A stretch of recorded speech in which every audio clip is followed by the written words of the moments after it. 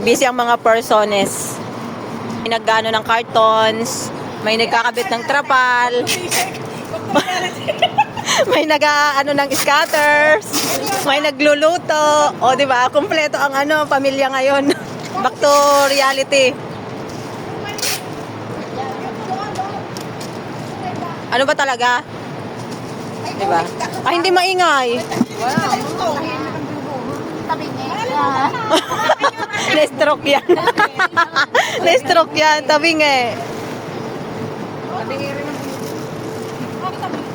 Tabingin daw. Light stroke. Bumaba ka na dyan. Tabing. Ang daming card. Bumaba ka na dyan. Baka magtabingin ka na. Wala, sige.